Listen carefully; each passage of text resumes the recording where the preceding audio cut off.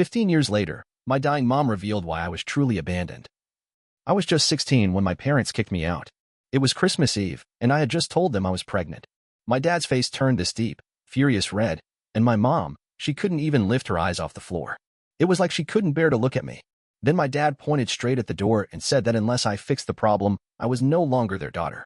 But before I dive into all that, let me say this. I've noticed the channel's been slowing down a bit lately. If you're here and you like these stories, hitting that subscribe button is the easiest way to show support. It's fast, it's free, and it really helps keep this community growing strong. But I couldn't go through with what he was asking. I just couldn't. So I quietly packed a bag while they sat there in the living room, not saying a word. Nothing. Not even a glance. And then I walked out the front door into a snowstorm, with no plan and nowhere to go. For the next 2 years, I lived with my best friend's family. They didn't hesitate to take me in. They let me stay, helped me finish high school, and even took care of my baby girl during my night shifts at the local diner. Ava, my daughter, she was the most beautiful little thing I'd ever laid eyes on. Not once did I regret keeping her. I tried calling home when Ava was around 6 months old. My mom picked up. I could hear her breathing on the other end, but the moment I said, "Hi," she hung up without a word. After that, I didn't try again. By the time Ava turned 5, I'd saved up just enough to rent a tiny apartment for the two of us. When she was 8, I'd earned my associate's degree and landed a steady job at an insurance office. Life was far from perfect, but we were getting by, just the two of us, figuring it out day by day. Then, last year, something unexpected happened. Ava had just turned 13 when my phone rang. The number on the screen. I still recognized it after all those years.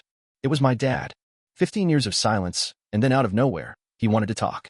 He asked if we could meet. At first, I didn't want to go. After everything, what gave him the right to just show up again? But something in me told me to say yes. Maybe I wanted Ava to have the chance to know her grandparents. Maybe I was chasing answers. Or maybe, deep down, I needed to look them in the eyes, not as the terrified teenager they abandoned, but as the grown woman I'd become. We met at a little coffee shop not far from my place. They looked older, smaller than I remembered. My mom broke down the second she saw me. My dad couldn't even bring himself to meet my gaze at first. He just slid this small box across the table. Inside was a tiny silver bracelet.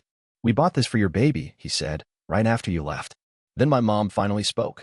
Her voice was so soft I could barely hear her. "We were going to find you," she whispered. "Give you this. Bring you home." Then she mentioned something I hadn't known, a car accident. She said it happened just 2 days after I left. I had no idea. Why would I? They never reached out. My dad rolled up his sleeve and showed me this long scar running down his arm. "Drunk driver," he said. "Put me in a coma for 3 months. And when he finally woke up, he didn't remember the last 5 years at all. He didn't remember me being pregnant. Didn't remember kicking me out.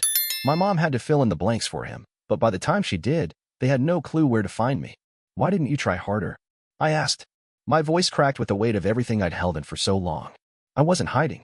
He reached across the table to take my hand, but I pulled away. That's when he told me the real reason they were reaching out after all this time. The reason he finally searched for my number and made the call. My mom had been diagnosed with stage 4 pancreatic cancer. The doctors were giving her maybe 6 months to live. She wanted to meet her granddaughter. And my dad, he said he wanted to try and make things right, before it was too late. His voice sounded empty, like he'd been rehearsing those words for days. I just sat there, staring into my cup while my coffee went cold, completely unsure of what to say. A big part of me wanted to get up and walk out, to let them feel even a sliver of the abandonment I'd carried with me for years. But there was another part, one shaped by raising Ava on my own, that had learned something about what forgiveness really meant. All I could manage to say before leaving was, "I need time to think." When I got home, Ava picked up on it right away. Even at 13, she could read me like a book. I never kept anything from her. She'd always known she had grandparents out there somewhere, people who hadn't wanted me to keep her. I told her everything that had gone down at the coffee shop. After thinking about it for a while, she looked at me and said, "I think you should let them meet me." Then she added, "Not for them. For you, Mom. So you can finally let it go." That kid, she's always had more wisdom in her little body than I ever did. So the following weekend, we met up with them at a park. Ava was clearly nervous, though she tried her best to hide it. I watched closely as my parents laid eyes on her for the first time. My mom immediately covered her mouth, tears pouring down her face. My dad just stood there, frozen in place, eyes wide. "She looks just like you used to," he finally said. Ava, always braver than me, stepped right up to them. "I'm Ava," she said, reaching out her hand like the little grown-up she sometimes liked to pretend she was. My mom took her hand, trembling, but then suddenly pulled her into a hug. I instinctively stiffened, ready to step in if I had to, but Ava hugged her back without hesitation. In the months that followed, We slipped into this strange, fragile rhythm. Sunday dinners at their house became a new normal. My mom started teaching Ava how to bake the same cookies she and I used to make together. My dad dusted off his old model trains and showed them to her. Turns out, he'd held on to them all these years. It wasn't some magical fix. We still had arguments. Old wounds reopened. There were moments filled with pain, but there were also glimpses of healing, little pockets of peace I never thought I'd feel with them again. One night, after Ava had gone to bed, I found myself sitting on the back porch alone with my dad. He told me he hadn't touched a drop of alcohol since waking up from that coma. When your mom told me what I did, he said, I couldn't believe I was capable of something so cruel. I hated myself for driving you away. He looked down, fiddling with his hands. And I spent the next several years trying to find you. Trying to make it right. You didn't try hard enough, I said, and it came out sharper than I meant. You're right, he replied without flinching. I failed you. I can't undo that. But I swear, I won't fail you again. Or Ava. Not long after we reconnected, my mom's health began to spiral faster than the doctors had warned. Within 4 months, she was in hospice care. I took time off work so I could help take care of her. Ava would come straight from school, sit by her bedside, read to her, or just hold her hand. The night before she passed, she asked me to stay behind after everyone else left. She was so frail then, just a ghost of the woman who once raised me. I should have stood up for you, she whispered. I should have walked out that door with you. Her eyes welled up. Not a single day went by that I didn't hate myself for staying silent. I held her hand, just like I'd seen Ava do so many times. I forgive you, Mom. She shook her head gently, barely able to move. Don't say that yet. There's something else you need to know. That's when she told me. My dad had been trying to find me for over 10 years. The accident definitely happened, but what she'd said about him forgetting everything wasn't the whole truth. He had remembered everything within about a year after his recovery. They had actually hired a private investigator, searched through social media, even put up billboards with my face in nearby towns. Then why didn't you find me? I asked her. I was on Facebook. I used my real name. I never tried to disappear. I told them to stop looking, she whispered, barely able to get the words out. She looked so fragile, so full of guilt. I was ashamed, she said. I couldn't bear the thought of facing what we did to you. Your father wanted to keep searching, but I convinced him to let it go. I told him, you were probably better off without us. I couldn't even respond. For years, I'd carried this belief that they hadn't cared, that they hadn't even bothered to try. But now, finding out they had looked, and that my mom had been the one to call it off, it shattered something in me.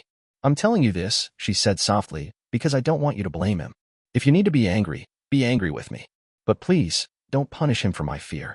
She passed away the next morning, with me, my dad, and Ava right there beside her. After the funeral, I walked into their bedroom and found my dad sitting on the edge of the bed, holding that tiny silver baby bracelet they had bought all those years ago. His fingers were curled around it like it was the most fragile thing in the world. Did she tell you? He asked without even turning his head. I nodded and sat next to him. The room was quiet. I should have kept looking anyway, he said. I should have found you, no matter what she said. You found me eventually, I said gently.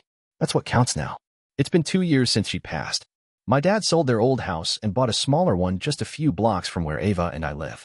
These days, he picks her up from school sometimes, and he hasn't missed a single one of her volleyball games. Just last month, he helped her build a science project, and they ended up taking first place at the fair. And yesterday, Ava came to me and asked if she could stop calling him Mr. Morgan. Is it okay if I start calling him Grandpa? She said. I smiled and told her, yeah, baby. That's more than okay. People sometimes ask why I even agreed to meet my parents after everything. Why I let them back in. And I tell them, it was never about whether they deserved forgiveness. It was about giving my daughter the chance to know her family, scars and all. And maybe, deep down, it was about me too. Letting go of the angry, scared girl I used to be. Finally stepping out from that shadow. Forgiveness doesn't erase the past. It doesn't magically fix everything. But it does create space for something better. A future you never thought was possible. And that future? It looks like my dad, standing in our driveway, teaching Ava how to drive, just like he taught me when I was 16. Some circles aren't meant to be broken. They're meant to come full circle, even if it takes a lifetime to draw them.